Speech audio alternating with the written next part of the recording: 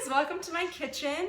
Today I'm going to show you how to make a spatchcock chicken. I just came home from my favorite butcher shop, the Naughty Pig, and I got my bacon for the month. If you've ever wondered what 10 pounds of bacon looks like, it's glorious, absolutely glorious. Okay, so I just got a couple of chickens. Typically once a week I will roast 2 chickens, and then I use the chicken that night for dinner, and then I'll use the leftover chicken for whatever else I'm making during the week. This week I happen to be doing my pizza night like I typically do. And on pizza night, I usually like to have the leftover chicken just on top of the pizza. So this week I'm roasting 2 chickens, then I'll use the leftovers for whatever, the chicken or the pizza, whatever I decide to do.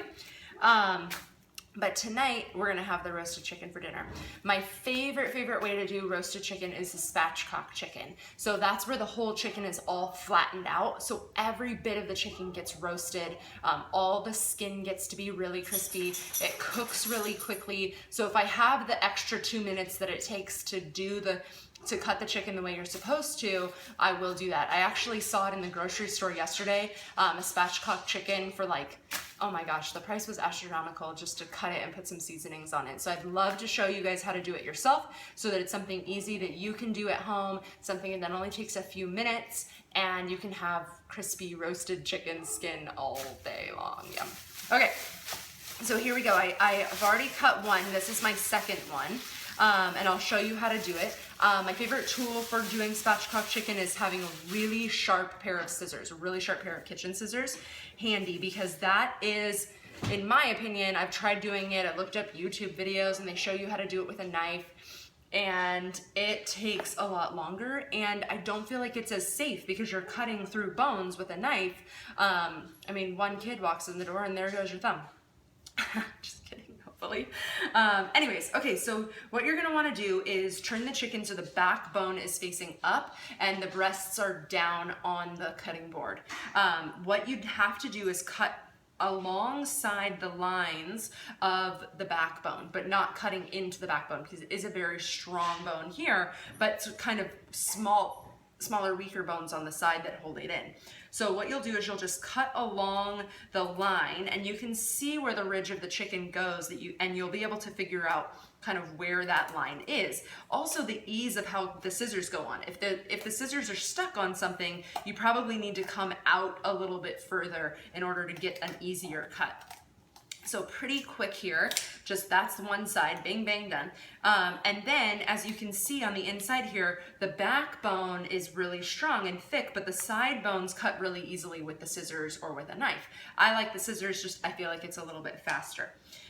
Okay, so then we're gonna cut the other side of the backbone out, and I like to save the backbone. I roast it with the chicken on the same pan, and that way I'm getting this like roasted backbone that I could use in stocks or soup or bone broth for that matter, because it still has all of that really good stuff that you need, the gelatin, the collagen, all the things that exist in the bones that we're not getting because we're not eating the bones, unless you're eating, you know, collagen all day long, which I do, but I still try to get a little bit extra. So there's the backbone. That's gonna go on my cookie sheet that I'm gonna roast. I'm gonna show you that in just a second.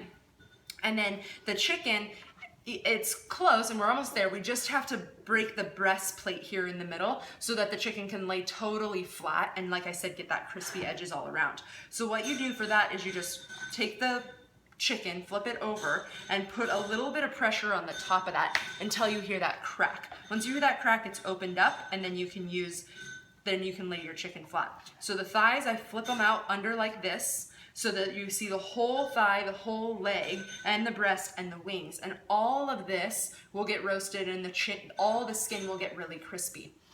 Okay. So I already have one cut and prepped on my cookie sheet. I'm gonna slide that over just a tiny bit so I have room for my other chicken here.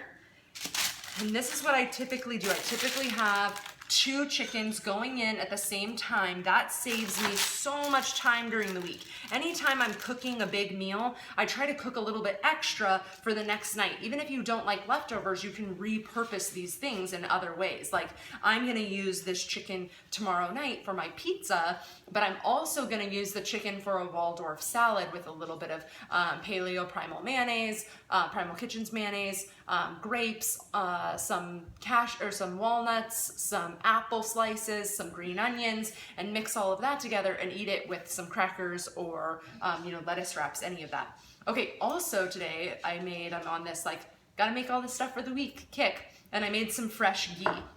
I was totally out of ghee, and so I made some extra this week, and I put it in my my Epic Fat jars. It is an Epic Fat, I guess, in a different way. So one of them I made just a plain ghee, and then the other one I made, it's a little darker, I did a vanilla bean ghee for the sweet stuff. So that is going on, and because I had a little bit extra that didn't fit in my jars, I'm just gonna go ahead and pour that on my chicken.